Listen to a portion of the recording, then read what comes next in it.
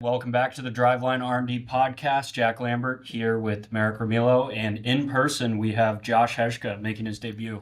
Making the debut. Unfortunately missed a flight today. We will be sparing you the analytics on whether you should or should not be missing flights. I know it's a famous thing in economics, whether if you never miss a flight, you are getting to the airport too early or whatever. So I'm just gonna pretend that's why I missed the flight because of some higher order economics thinking. But no, but I am here in person today. There we go. Up the production quality a little bit with two people in person. I'm sure this will reflect very greatly on the viewer count here. But reason we have this podcast is us three, we presented at Saberseminar in Chicago on the topic of pitch design and the idea of if we can project what possible pitches a pitcher could add to their arsenal or any different shape variations of a current pitch, a pitcher could alter their seam orientation or whatever that is to get to something more favorable. And I think this is an extremely present topic, especially with the article today released by Chad Jennings, Dennis Lin, and Eno Saris on the rising fastball. And Marek, I know you have kind of taken a deep dive into this article a little bit. Do you want to kind of share the ideas from it and tie it back into our specific project here? Yeah, if one quick read constitutes a deep dive, I did exactly that. But it was well received. People definitely talking about it on baseball Twitter today, and deservedly so. Nothing super novel here, particularly for listeners of the pod, but it gets into the genesis of rising fastballs, which around the era of the sweeper were the first real byproduct of the modern pitch design era, let's call it. The character that we open with here is Alex Vesia, who was in not so many words, not terribly noteworthy until he got to the Dodgers org, who taught him to tap into his capacity for IVD. And this was a quantification of an old school idea where guys were throwing, rising fastballs, fastballs that had hop, that had life, that had ride. And we were in the early stages of being able to quantify this and repeatedly develop these shapes with these guys. Clearly, the Dodgers were an early success story here. And the article just goes through examples of guys who specifically were kind of not achieving a real ceiling because they were throwing the wrong pitch types and they were predisposed to throw really, really good shapes, but just weren't aware of what we're calling their fingerprints, which is very analogous to what we sort of call the achievable blob of blobs.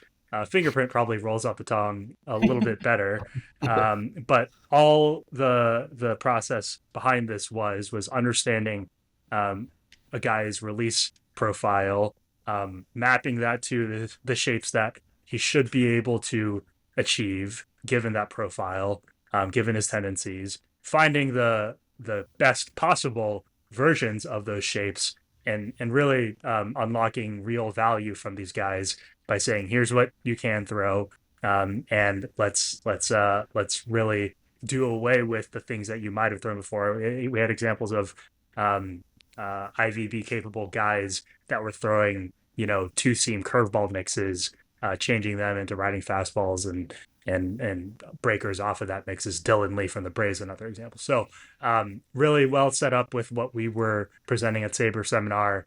A key figure in this story was Josh Kalk, fellow Saberseminar speaker. Really recommend you all check out the article, and let's get into some parallels between the research that we did and what they talked about there. Yeah. On this article, I think it is always fascinating when analytics actually bridge the gap between scouts and numbers on the field. Like you mentioned, Marek, this was a fastball with life or a rising fastball. It's something scouts have picked up on. And analytics in general are not always or almost rarely are directly opposing high level baseball knowledge. So I always think it's cool when a guy who knows a ton about the game and nothing about analytics picks up on this, and then the numbers do as well. I think it's one of the most effective ways you can bridge the gap in communicating with someone who isn't necessarily the most analytically inclined. I think Bodie has spoken to this multiple times, which is that more often than not, analytics actually confirms old school knowledge, or at least quantifies it in some way, maybe offering a new perspective, new insight. But a lot of the time, that knowledge that has been gained over decades and centuries, even sometimes, it's not just made up. It's legitimate. Mm-hmm. So now pivoting to more of what we set out to do, Josh, do you want to kick us off on kind of the progression of pitch design over the last few years and how guys have gone about kind of optimizing their arsenal in the current game? Yeah, so we as a foundation for our presentation, we spoke a lot to our pitching trainers here at Driveline. I myself as a player have had a lot of experiences in the pitch design process. And there seems to be this idea of a fingerprint seems to be kind of taking hold a little bit deeper, right? Where you have these ideas of like, oh, this is the kind of pitcher you are, and these are the kind of pitch shapes that you can potentially achieve. But it hasn't really been thoroughly quantified or anything like that. We have good guesses, right? So we can look at your fastball. We know that your fastball is not very spin efficient, so we can probably get a seam shifted sinker. We also know that you don't have a very efficient fastball, which means you have a supination bias, which means you may be able to achieve a sweeper, right? So we have these like very high level heuristics, rules of thumb, that more often than not, I'd say probably do lead down the path of success. But I do think it's important to step back and I think from our perspective, like we're not just interested in quantifying like a couple heuristics that pitching coaches are using. Like, okay, you're a supinator, like you should throw a sinker, or like you should throw a sweeper. Or if you're a pronator, you should throw a changeup. What we're more interested in is being able to fully identify what pitches a pitcher can throw based on this kind of fingerprint idea. And then what pitches a pitcher should throw based on our models and some of the stuff that we'll get into, and kind of different game state situations using the RE288 matrix. And I think in an ideal world, like for example, someone like Tyler Rogers, who holds a special place in my heart as a fellow submarine pitcher, when he added his rising slider, there's probably no precedent for that in the current pitch design process, right? Like it'd be very hard to conceptualize a pitch that it's a slider, but it like has positive vertical break. And often very on in my career, when I was trying to throw a slider, I actually tried to chase negative vertical break or around zero vertical break, because that's what I thought the sweeper was supposed to look like. The horizontal slider was supposed to have zero horizontal break. And so that's what I tried to pursue. But some of our research here, I think, would have allowed that process for someone like me, someone like Tyler Rogers, to identify a pitch that would be effective for them much more easily. And I think the same can be said for other pitchers who are more traditional, even in maybe identifying shapes that they can achieve that they didn't even realize that they can achieve. Building off that, that shape could have been conceived if you kind of changed the way you think about what the resulting output of a pitch is in terms of velocity, break, and everything there. What the pitcher controls is how hard they throw it, how they spin it, and their manipulation of the 3D axis that they release it. So essentially the spin efficiency and the spin axis, and looking at like the clock visual. And when you rotate the arm angle, you probably know better. What type of ball manipulation is Rogers using? Is that a traditional slider? Is that sweeper? Is that a curveball? So if we look at his grip, he's basically throwing what an overhand curveball kind of slurve shape would look like. So like if Justin Verlander tried to throw that same shape, Justin Verlander's way over the top, he would not be getting the same exact shape. It's obviously like he would be getting a drastically different shape. They're complete opposite manipulations of the baseball. So if they both made the same, so I think the kind of distinction we made in our presentation was if you hold the shape constant, very different manipulations would be needed to achieve that same movement depending on your arm slot. Mm-hmm. On the other hand, if you hold the manipulation itself constant, those would result in drastically different shapes and movement profiles. So Verlander throwing the ball with the same manipulations as Tyler Rogers would have very drastically different breaking ball shapes there. Yeah. So that kind of transitions well into the approach we took of making this blob of blobs that Marek mentioned earlier, we basically wanted to say, based on all manipulations of the ball that you've proven you can do. So if a guy throws an arsenal of a four-seam slider and changeup, we get 3 data points to predict things. If a guy's like Seth Lugo and throws everything, we have 9 data points, or however many pitch types he throws. Based on those velocities, spin rates, and 3D spin axes, can we figure out what other manipulations are possible as a function of what other guys in the league have done? So I think an important thing to note here is that traditionally this kind of footprint idea, even in the article, it's kind of thought about with the fastball in fingerprint. What was that? Fingerprint. Fingerprint. Not wow. Yeah, we got some Freudian stuff going on apparently today. But so the fingerprint. Thank you. So yeah, the fingerprint is in a lot of ways when you talk to trainers or coaches in the industry, it seems to be based on the fastball alone. And so like that's the kind of ideas of using pronation supination bias to kind of inform some insights as to what pitches you can possibly throw. But what I think Jack was basically alluding to is that we're trying to expand that idea and saying your fingerprint, not footprint, your fingerprint is made up of more than just the fastball that you throw. It's also made up of the other pitches you have proven yourself capable of throwing. And that gives us information about what other shapes you are capable of that you haven't necessarily thrown yet. So if you imagine a guy who throws a curveball and a fastball, we could have a pretty good idea of what his slider is going to look like simply because we have those data points, rather more so than if we just knew what his fastball looked like. And tying it down to earth, I think helps. The way we've talked about it is that let's take the fastball example, the pitch you throw the hardest. Let's say that is going to be the indication of your natural supination pronation bias, where your would it be wrist or elbows oriented at release, how far around the baseball you're getting.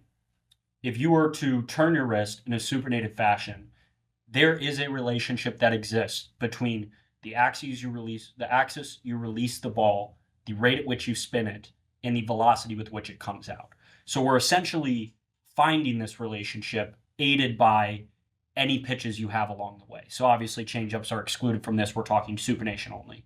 But if I know your four seam, your cutter, and your curveball, I can kind of impute that relationship that you have between the axis with which you release the ball, the rate at which it's spinning, and the velo it comes out with.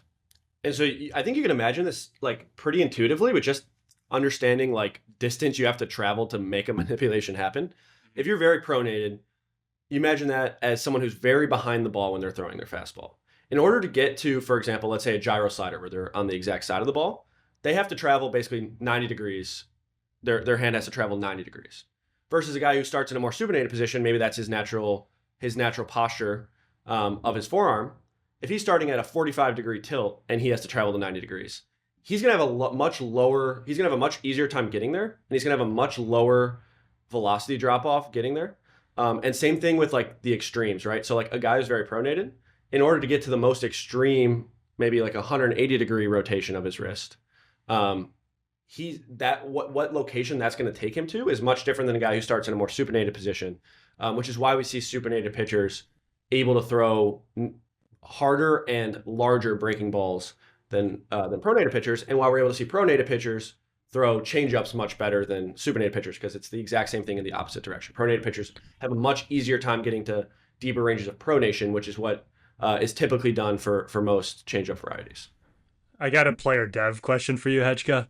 Like exactly along these lines. So obviously the blob, not the blob of blobs, the blob singular, is a huge advantage in our pitch design process, right? You get guys doing a PD session, they know the shape that they should target for the best possible stuff, and they kind of strive for that with the help of the trainer, right? So you know what you're aiming for as a result of that. If you as a player see kind of overlaid on top of that all the shapes that you can achieve, and maybe you see that I can achieve the best possible, form of this pitch. It's in my blob of blobs, it's in my fingerprint. Does that, I don't know, mentally make you more capable of achieving what you're setting out to do versus if, you're just guessing that you should be able to achieve the max stuff form of it? Well, I think the more like kind of like traditional way of thinking about this is like finding like a player comp to yourself, right? Like, Yeah. oh, like this is a very similar pitcher to me, and he throws this pitch, so like I can work on this pitch. I think what we have essentially done is create a GPS to kind of help you along the solution space map, as you will. So like we're essentially removing that step of you having to go find out like who are the most similar pitchers to you, what do they throw, what do they do, and we're basically doing all that work for you, and we're basically giving that to you in a more digestible bite. And I think I think there's probably a psychological element of that, which is why players so often have players that they model themselves after. Like for myself, it was Darren O'Day. He's inspired me mechanically very early on in my career, and then Tyler Rogers more so recently in terms of some of my Arsenal offerings. So I think it only makes sense that would allow pitchers to kind of do that in a more quantified way. I think that's a great insight. Shout out Darren O'Day. We're trying to get you on the pod on a future episode. So Low key, one of the best relievers of the last couple decades. If we get him There on you the go. pod, will you fanboy? Oh, you have no idea. Yeah, so we basically take all these ideas of how certain manipulations of the baseball can tell you about other manipulations a guy can get to, and we run it for all the different pitch types in a guy's arsenal. So, like the example, we'll take Hunter Green, four seam, slider, splitter. We're going to take the four seam. We're going to say this is a four seam based on everyone else that throws a four seam. What other deviations in velo, spin rate, and that spin axis in 3D sense, what other deviations are possible? And just to jump in real quick, so obviously so the same exact deviation might be possible, but with a very similar like shape or like a velo trade-off or a spin rate trade-off, but depending on where that guy starts, whether that's the pronation or supination bias, that'll affect the shapes that he's able to create. Mhm. And then same thing when you go back and apply that to his arm slot. So just because the manipulations that are possible are the same doesn't mean the resulting shapes will look anything alike, as we kind of alluded to earlier with how arm slot plays a role in different shapes, and then how pronation supination bias, even the exact same manipulation of, for example, 90 degrees would result in very different shapes, and very, very different resulting shapes from that same manipulation. Yeah. So we're running this, we're getting the distribution. Let's say we're predicting breaking balls. So we run the fastball, we're going to get the distribution of all possible breaking balls as those manipulations change. We're then going to run the slider, get the distribution of all breaking balls. We're going to run the splitter, get the distribution of all breaking balls. Then we're going to add up these distributions. That's your overall breaking ball possibilities distribution. So the beauty of this is that when I run so Hunter Green throws a slider. When I run that breaking ball distribution of everything else, that's going to be pretty concentrated. Based on knowing what his current slider looks like, we're going to have an idea of what something a little bit bigger, a little bit tighter shape would look like, because that pitch type is very similar. When it runs the splitter, it's going to be much more sparse distribution. So summing these up is inherently weighting the pitches that are more confident higher. So this allows for these distributions of possibilities for breaking balls, fastballs, and off speed. And then I think we've made it there. This is the blob of blobs, the fastball, breaking ball, off speed. Well, I guess we have a separate blob of blobs that Marek will get to. And yeah, just for clarity, what the blob of blobs is essentially the range of possible velo and shape combinations that you can generate based on everything that Jack just explained. So even with given the exact same manipulations, based on your starting pronation supination bias and your starting arm slot, as I mentioned earlier, your blob of blobs is going to look very different. And then adding in the other pitches you throw rather than just the fastball. For example, maybe one guy doesn't have maybe his velo shape trade-off for his breaking balls is much steeper versus another guy who's he loses more velo for the same trade-off. So by the velo shape trade-off, I mean bigger breaking balls require a larger drop off in velo from the fastball. And so like an example that we talked about was Yu Darvish, who basically, I'm just looking at the chart here, but when the total movement on his curveball, which is about 20 inches, it's about a 20 mile an hour difference from his fastball. His slider is about 5 total inches of movement, and it's about 7 mile an hour difference from his fastball, with his sweeper and his knuckle curve somewhere in between. But there's a pretty linear relationship between the velo that you can throw a breaking ball at and the how large of a shape you can produce with that pitch. Yeah. So that's the base methodology to determine what can a guy throw, but that is not the only thing we set out to do. And I think Marek can intro then the methodology using RE288 that we use to determine what should you throw of the options displayed before you. Yeah. I think there's two things that help this transition. One is each of these shape velo axis defined points in the blob of blobs, where X, Y, Z are the movement dimensions, and then velo comes with like a feasibility score that determines how capable a pitcher is of achieving that precise point in space. This is actually a very similar concept to our other Sabersem presentation by Sam and Connor. We wanted to emphasize, feasibility as a component of the results that we produced here, because it's important in the context of a training facility to do that. But similarly, each point in space can also be turned into a prediction of outcome. So given the characterization of each achievable pitch, we can turn those into expected CSW, expected Wobicon, expected ground ball, fly ball, like all the aspects of our play probability model, both for balls in play and not ball in play. We leverage all the great things about turning our pitching models into a component model, such that we can say, hey, this one point in your fingerprint, in your blob of blobs, we think you can achieve this point with 85% confidence or something along those lines. And we think it's your best offering when you are trying to induce weak contact on the ground, let's say. And if you can generate that weak contact on the ground expectation for every point in space, you're actually implying a distribution, a usage distribution for all points in space, if you know that that's the outcome you're trying to target.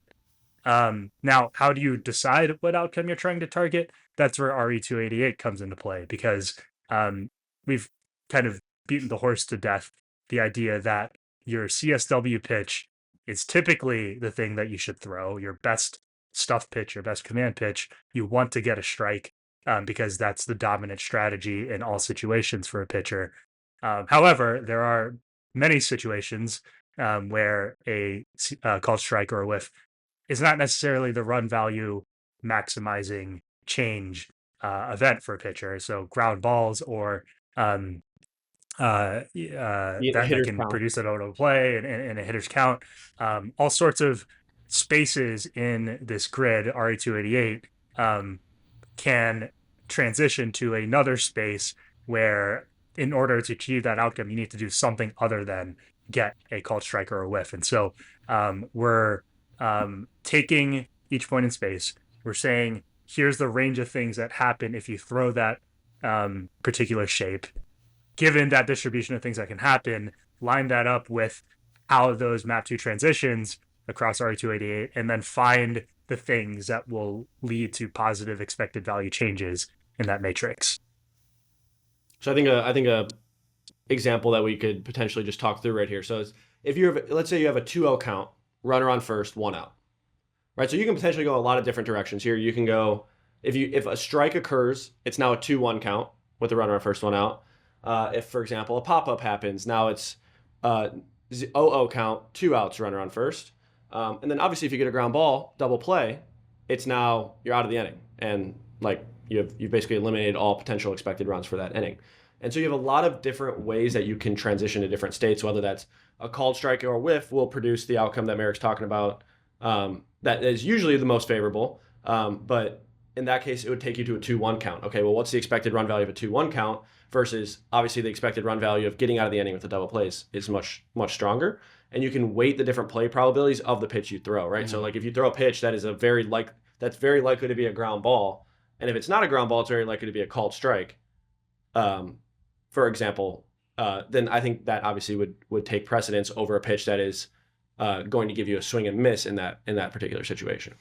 Or perhaps more interestingly, or sorry, that seems like I'm throwing shade, but also interestingly, if you have a pitch that is generally likely to result in a ball, but might get you that ground ball, that could be worth more in that situation than a pitch that's generally likely to result in like a whiff or a called strike. So Sure. the things that have variance in your favor suddenly become a lot more interesting and then are actually recommended to be thrown or used more with the results of our algorithm here. And RE288 does not take into account score or leverage index. I think even another interesting application of this is certain situations where like maybe it's a tie game, runner on third, no outs. Like the pitches you want to throw there are very different than the same exact example of like maybe you're up 10 runs and there's a runner on first, one out. I think that could actually potentially add some interesting applications as well, where you instead of just minimizing total expected run expectancy, you want to minimize chance of a run scoring, which I know is also mentioned in the extra innings bunt discourse sometimes as well, the distinction between those two metrics. And then additionally, we alluded to efficiency as something that we might do as a follow-up thing here.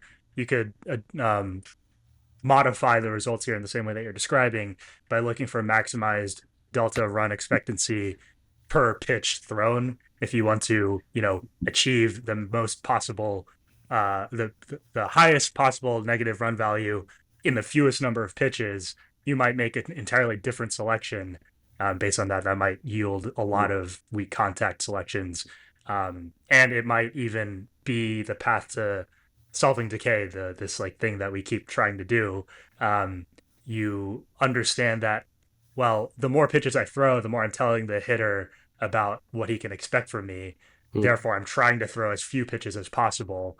Well, let me kind of navigate the matrix in that form and use my pitches in a different fashion.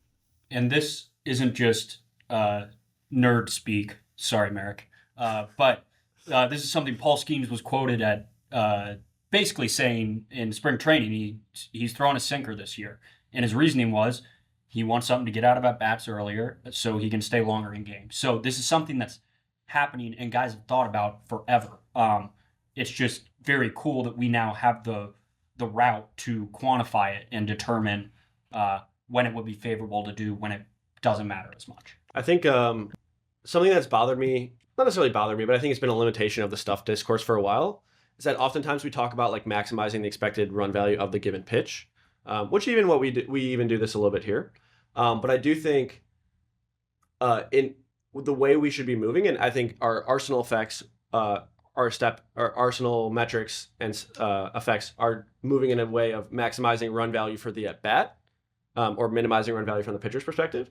And I think when we're talking about efficiency here, we're talking about minimizing run value for the entire game, which is seems like very daunting, right? But it's like, I'm going to even sacrifice a little. So the Arsenal effects, I'm going to sacrifice maybe a little bit of expected run value on this pitch because I know I'm going to make up for it on the next one.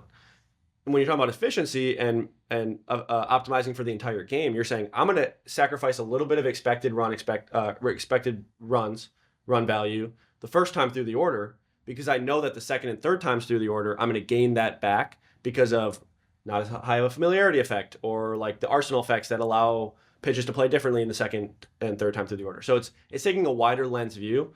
I wonder even if there's like I know there's like the Greg Maddux example of like, oh, I threw him this pitch and let him hit a home run in the regular season so I could strike him out on a different pitch in the playoffs, like a full season view. Heshka, you may know, what's the chess example when you can change the engine instead of playing to play basically to maximize points, you can minimize chance of draw or something like that? A lot of chess players do this kind of technique where, for example, if I'm in a chess tournament and I know I need to win this game in order to have a chance at winning the tournament, most chess positions, if you're optimizing for expected value, are gonna like take you to very drawish positions.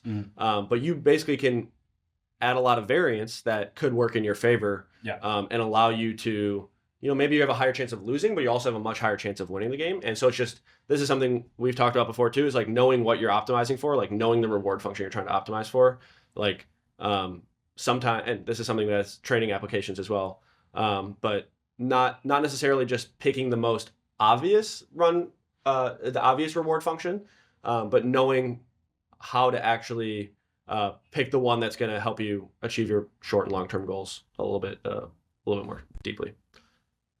Yeah. That And I that think, yeah, go ahead. oh, I was gonna go back to what that nerd Paul Skeens was talking about.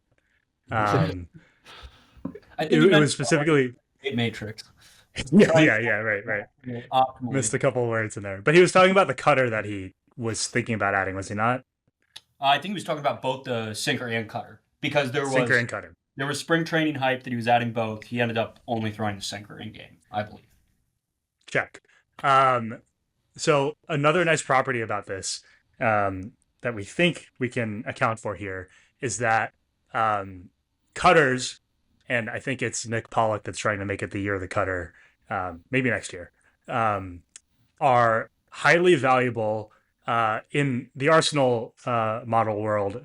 We've found them as highly valuable for their match properties and serving as bridges and all that. I think we have another interesting dimension to cutters and maybe even sinkers here because they can achieve like a wide range of outcomes where in any of these situations in RE288, maybe I don't need to rehash everything we already said, but like maybe you need a whiff, maybe you need weak contact.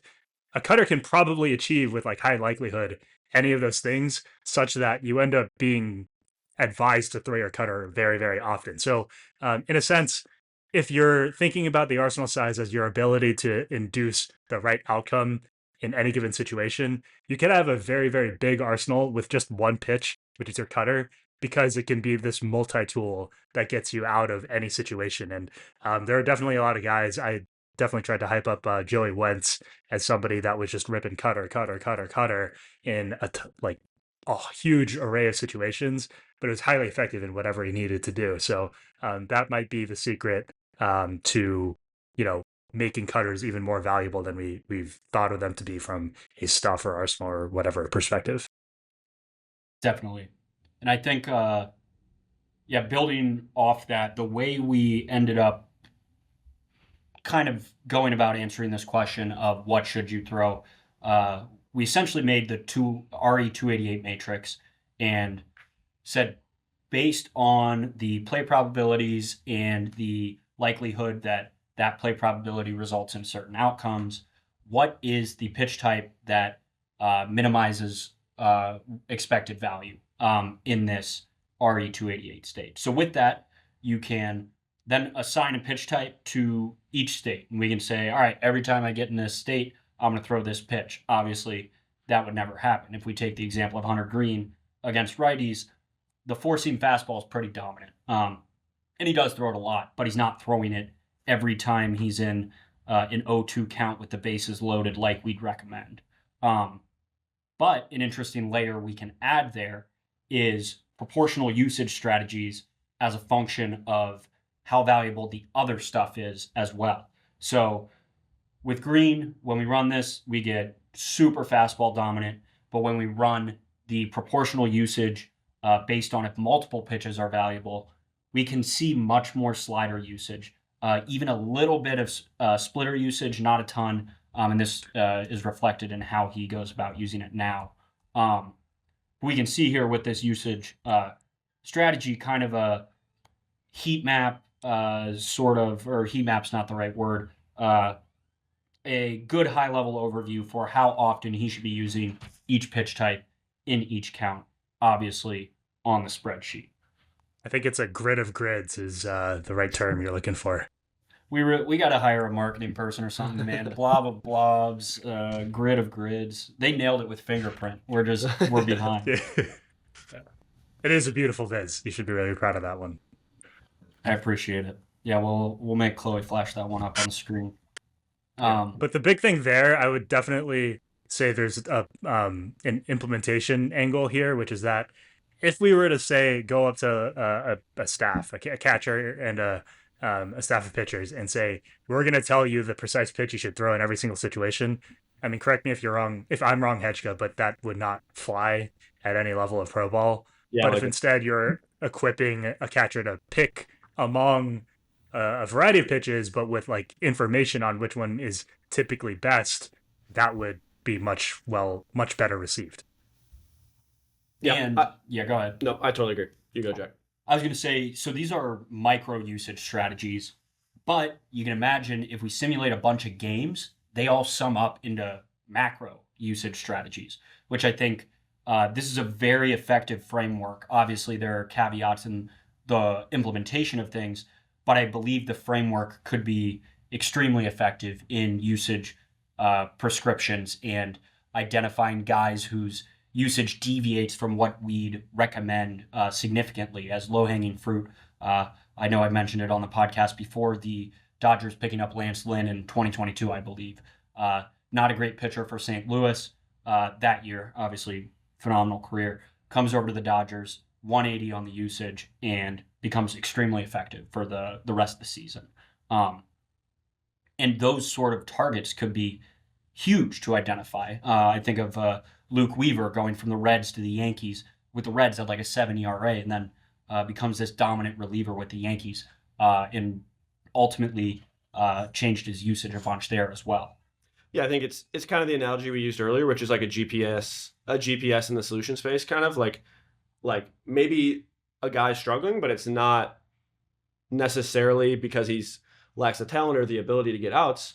Sometimes maybe he's just misutilizing his arsenal in certain ways, or like in a certain situation, he's just, he's using a strikeout pitch where he needs a sweet contact pitch, or he's using a sweet contact pitch where he needs a strikeout pitch. And I think from a player development perspective, that's very important. And then from trade acquisitions, evaluating talent on the free market, I think that could allow teams to identify targets for development and get their money's worth on the free market or in trades. We're gonna pipe this into your pitch comms so you hear it real time what you should throw. So prepare accordingly. I think something, Marek, maybe you can talk to us about this a little bit more as well.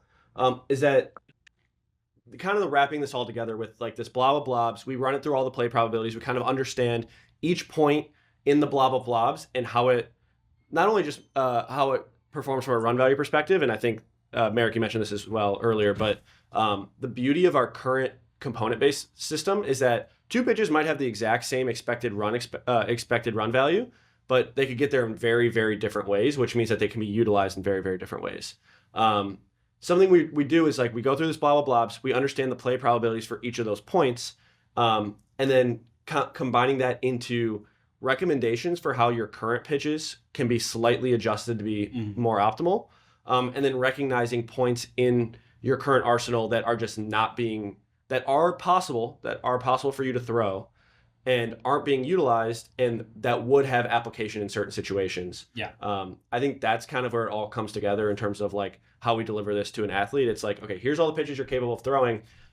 Here's how we feel about all of them and when you would best utilize them. And then here's like a solid recommendation for slight adjustments to your current pitches and maybe a pitch or two that you should add and when you should deploy those pitches.